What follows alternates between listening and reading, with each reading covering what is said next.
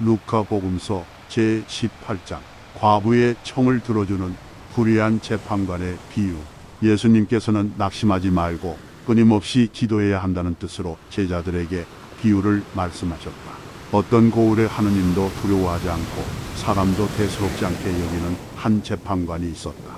또 그 고을에는 과부가 한 사람 있었는데 그는 줄곧 그 재판관에게 가서 저와 저의 적대자 사이에 올바른 판결을 내려주십시오 하고 졸랐다.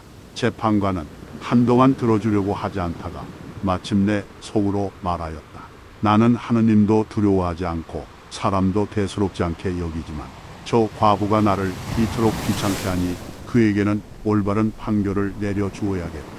그렇게 하지 않으면 끝까지 찾아와서 나를 괴롭힐 것이다. 주님께서 다시 이르셨다. 이 불의한 재판관이 하는 말을 새겨들어라.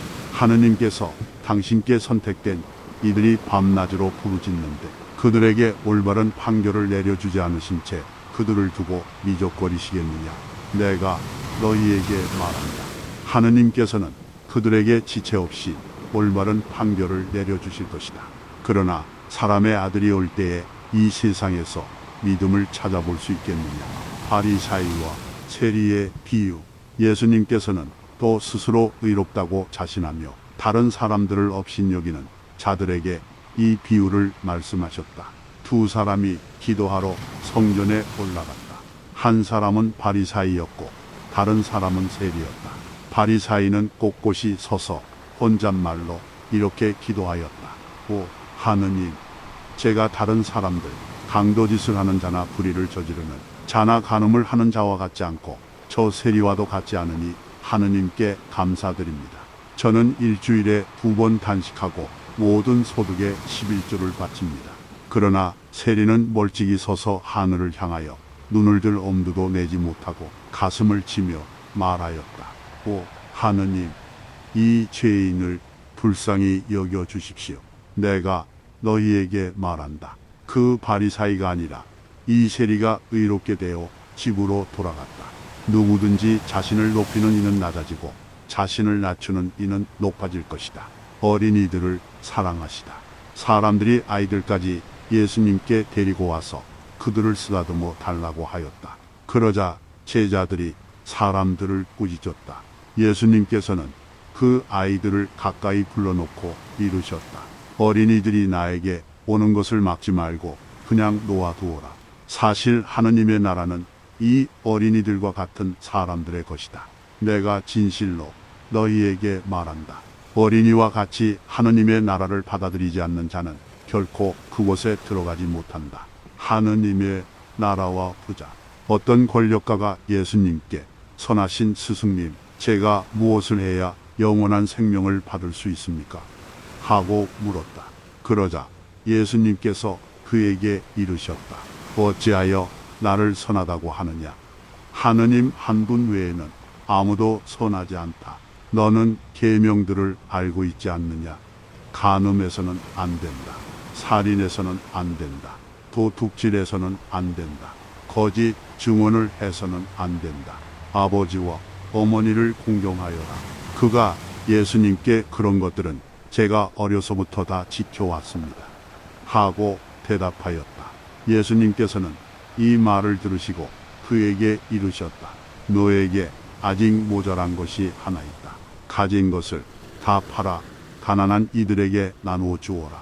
그러면 내가 하늘에서 보물을 차지하게 될 것이다. 그리고 와서 나를 따라라. 그는 이 말씀을 듣고 매우 슬퍼하였다.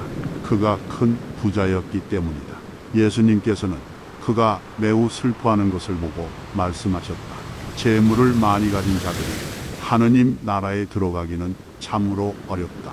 부자가 하느님 나라에 들어가는 것보다 낙타가 바늘기로 들어가는 것이 더 쉽다.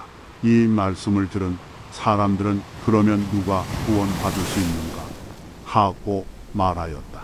예수님께서 이르셨다. 사람에게는 불가능한 것이라도 하느님께는 가능하다. 따름과 보상.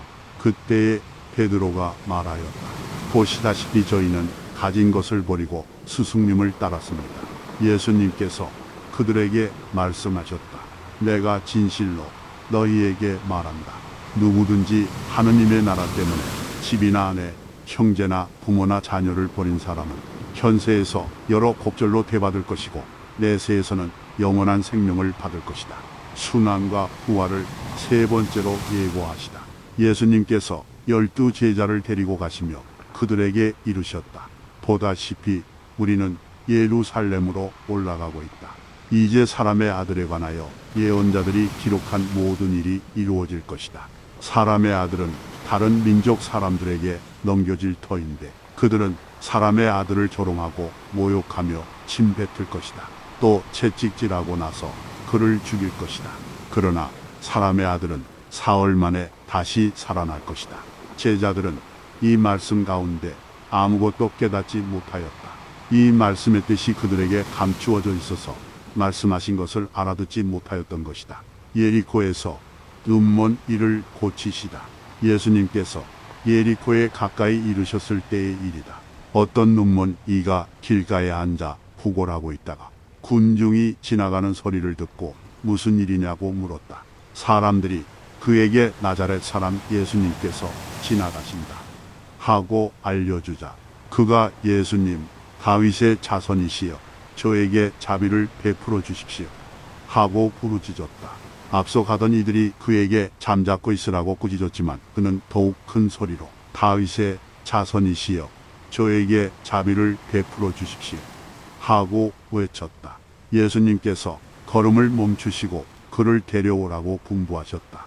그가 가까이 다가오자 예수님께서 그에게 물으셨다. 내가 너에게 무엇을 해주기를 바라느냐? 그가 주님, 제가 다시 볼 수 있게 해주십시오 하였다. 예수님께서 그에게 다시 보아라. 내 믿음이 너를 구원하였다 하고 이르시니 그가 즉시 다시 보게 되었다. 그는 하느님을 찬양하며 예수님을 따랐다. 군중도 모두 그것을 보고 하느님께 찬미를 드렸다.